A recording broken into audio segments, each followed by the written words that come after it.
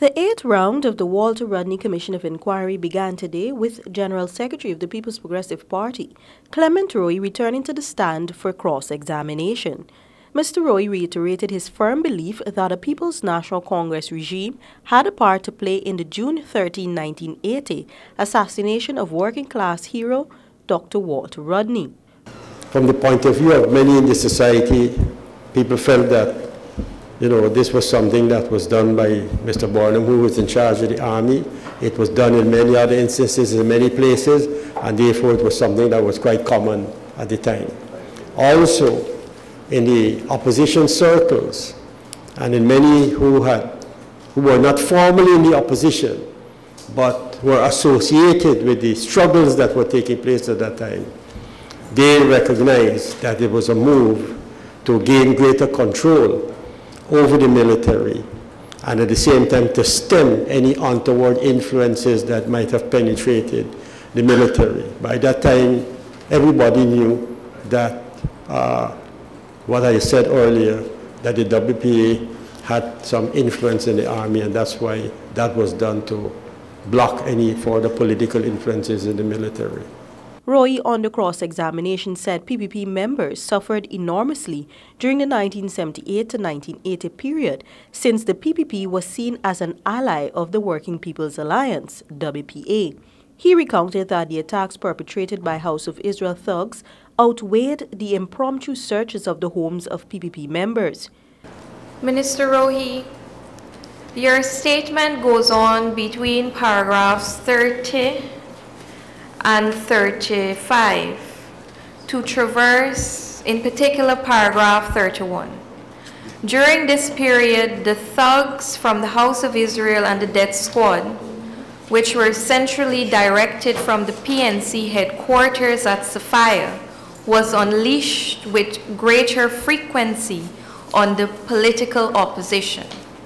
My first question to you, Mr. Rohi, was, you said with greater frequency on the political opposition. Was this immediately after the burning of the Ministry of National Development, Before and after, yes. In both situations, in the sense that all of this was happening at a time when there was moves to change the Constitution, and a number of NGOs had come into being, such as the Committee for the Defense of Democracy, etc. And these organizations were holding meetings with greater frequency to mobilize people, to educate people, and so forth. And as a result of the constant holding of these public meetings, etc., that required a more frequent response from the administration to break up these meetings. So it was frequency of meetings matched with frequency of attacks. Minister Rohi, you had mentioned earlier in your written statement an incident concerning one Miss Gail Teixeira. Yes. Before you go on further, you had put to him that the House of Israel thugs were directed from the PNC headquarters. Can you invite him to demonstrate his knowledge of that? Yes, sir. Could you indicate or explain to us why you would say that the thugs from the House of Israel and the Death Squad, which was centrally directed from the PNC headquarters? Well, Mr. David Hill, also known as Rabbi Washington, was a close friend of Mr. Burnham. And I think that was well established at the time in the country. And it was also well established in the country that the House of Israel was working in cahoots with the PNC at the time in order to break up meetings, to create terror in the country. I mean, there was absolutely no doubt about it, because sometimes the way the thugs from the two operated, they became indistinguishable. Mr. Roy said there was evidence to suggest that murder-accused Guyana Defense Force Sergeant Gregory Smith was an angel of the PNC regime working through the GDF. He told commissioners that the escape of Sergeant Smith from Guyana following Rodney's death could have only been facilitated by the PNC government. The prime suspect involved in the assassination of Dr. Rodney was employed by the government.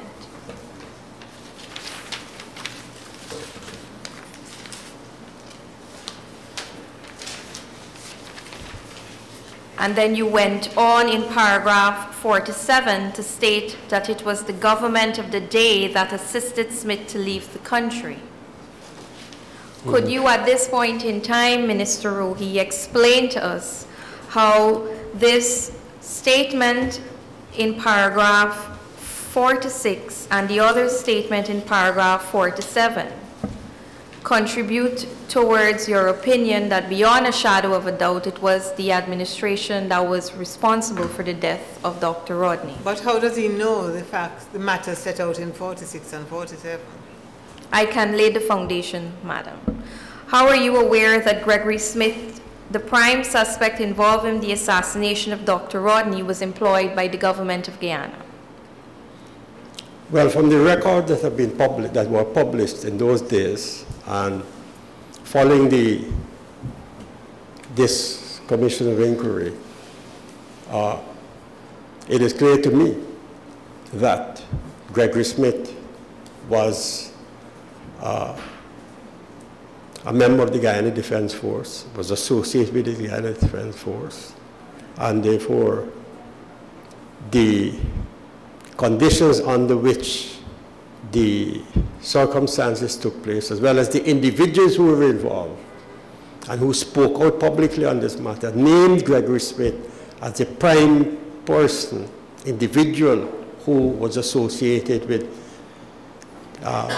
walkie-talkie and conversations with Dr. Rodney at the time. Mr. Rohi, I don't think that that is in dispute that he was a member of the Guyana Defense Force. What I want you to tell us is how does this support the fact that he was a member of the Guyana Defense Force and broadly speaking employed by government? How does this support your thesis that the government of the day was responsible for Rodney's death? How does the fact that he was employed by the Guyana Defense Force lend any support to your thesis that the government of the day was responsible for Rodney's death?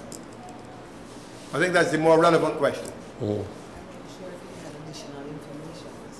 Well, I don't want to enter in the realm of speculation, but the fact that this Gregory Smith was a member of the GDF, the fact that he was in a branch of the GDF, which was the only branch, to my understanding, that could have had access to the type of training as Gregory Smith had. I could only draw the conclusion that he was an agent of the administration working through the Guyana Defense Force. Rohi said the PNC regime did everything in its power to cover up the death of Dr. Rodney. But the Burnham administration did everything in its power to cover up the death of Dr. Rodney. When you say it did everything in its power to cover up the death of Dr. Rodney, what are you referring to? Well, first of all, the statements that came from the administration, the top brass, so to speak, of the administration, at the time, from what I heard, could not have led one to believe otherwise. It reminded me of the Jonestown affair, for example. That was another example of an attempt to cover up. And I use the word cover up, I use the word cover up in the context of how Guyanese would use it, meaning that something had happened, the media was under the control of the state. There was nothing, absolutely nothing that could be published in either the Chronicle or the Graphic or the Guyana Broadcasting Corporation without it being seen by the politicos, the political persons who worked in those media houses. Could not have been published without them either proving it or disapproving of it. So when the Guyanese heard about the Johnson affair on the BBC for the first time, when it had already taken place days ago in Guyana, how else could we conclude but use of another word but cover up?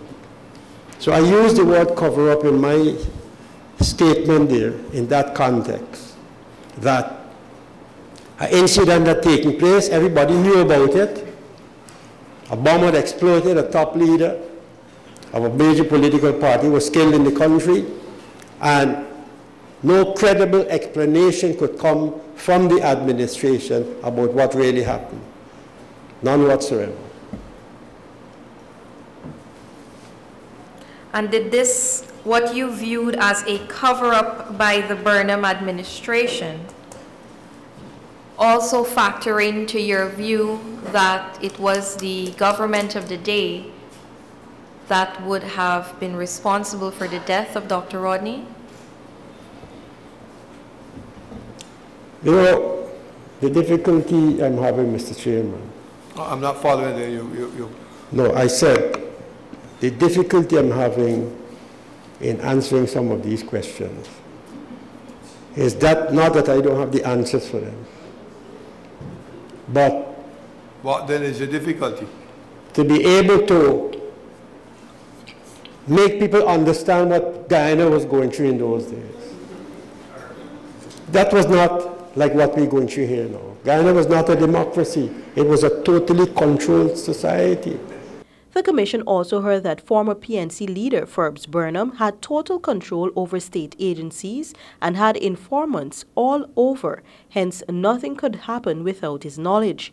He said the only way persons could truly understand what obtained during that era would be to live back then. Mr. Roy recalled that many Guyanese fled Guyana to escape the PNC dictatorship, with many of them being granted refugee status. Many people, with his death and with the terror that was unleashed, forced many people to back off, so to speak, from the struggle. It did have that negative kind of impact. What was good was that the PPP was there. The WPA remained still active for quite a while. It was hoped that with the death of Dr. Rodney, that people would become more determined and more forceful in carrying the struggle forward. But after a while that happened, things began to change. People became a little more passive. The PPP, however, was affected in the sense that it was an ally of the WPA, and as a result of this, of the death of the foremost leader of that organization, the general impact across the country obviously had an impact on our supporters too, because our supporters, seeing that Dr. Jagan and the leaders of the PPP were backing Dr. Rodney, as it were, with his death, they also felt that the struggle was in vain, and therefore the situation became a kind of dormant for a while.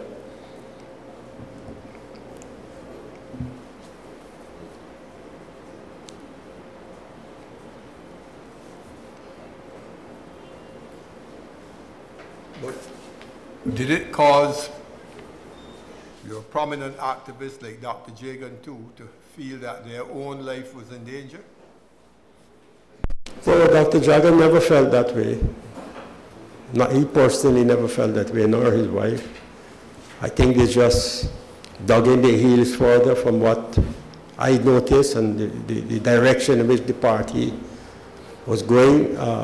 PPP leaders felt that we need now to engage in much more mass struggle and to avoid the pitfalls of going in a direction in which some people who were advocating armed struggle should go. We did not go along with that.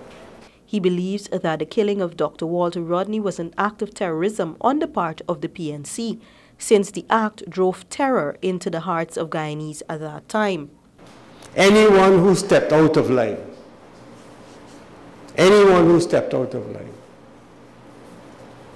had to face his wrath.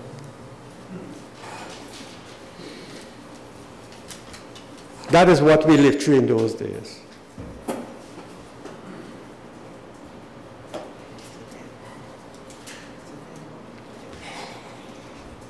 If a man could put in place a system to ensure that the results of elections, right down to the lowest detail, the smallest detail, is done to ensure that he and his party regains office. That tells me that this man is a master of detail. He was reputed to be a man of a very good memory. Is that your... That is true. That is true.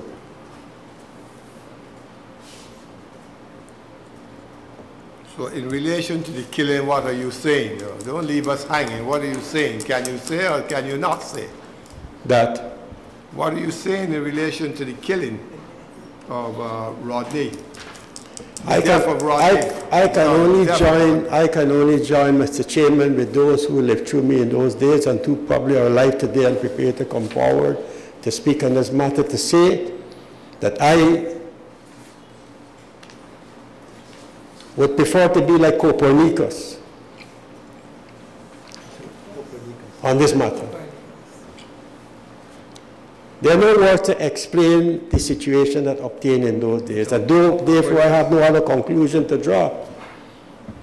I have no other conclusion to draw that the PNC and the then administration, led by Mr. Burnham, was responsible for the death of Walter Rodney. Assistant Lead Counsel to the Commission, Lachmi Rahamat, summed up the day's proceedings.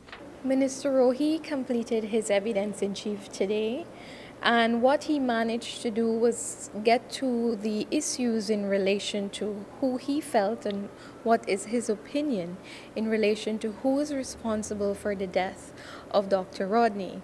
Minister indicated that beyond a shadow of any doubt, he's convinced that it was the Burnham administration who was in fact responsible for the death of Dr. Rodney. He was asked specifically why it is that he held this opinion, or why it is he came to this particular conclusion. And he indicated, and has been indicating all along, that you had to live in the time. We will note this is not the first witness who would have said these words to the Commission. You had to have lived the time. But in noting that you had to live the time, Minister Rohi indicated that it was both the social and economical constraints that the country was going through. The people were in poverty, and there was mass outcry in relation to discontent with what was happening. He also indicated that this Gregory Smith, who was indeed a member of the army and by extension working for the government, acted as a state agent, and he indicated that Gregory Smith, with the assistance of the government, was able to leave the country. When probed on this aspect, he indicated that at that time, living in those times, you did not have access to these state resources, and it could not have occurred. Gregory Smith could not have left the country in such a short space of time. Minister Rohi specifically said that Gregory Smith was able to get from one location to an interior location by an army plane, and he even indicated in such a short space of time to move so quickly and in such great distances from town to Kakwani, which is an interior location, and then out of the country. He's of the opinion that the only person or the only body capable of doing that was the state agencies. He further indicated that based on his experiences of living in the time, that the Burnham-led administration actively tried to cover up the death of Dr. Rodney. In assisting with the cover-up, he indicated that there were several misleading publications that were sent in order to try to distract people as to what actually occurred. But he said it was common knowledge, and he kept saying that everyone who lived in Guyana at the time knew what happened and knew who were responsible for the death of Dr. Rodney. We also saw Minister Rohi speaking at length in relation to the PPP's experiences in relation to victimization, arrests, and searches that were done at their homes and the search for arms and ammunition. He even detailed witnessing Ms. Gail Teixeira being beaten when his written statement said she was dragged down Church Street from a meeting that was being held on North Road. And the reason given was that because of her complexion, he said that they mistook her for Mistress Jagan, and so she was targeted with physical violence. He also indicated that there was a combination of not only the special branch people, but what he referred to as PNC thugs and a death squad, who were all present at these meetings that both the WPA and the PPP had, where they were trying to bring about mass movement and talking about change within the society at the time.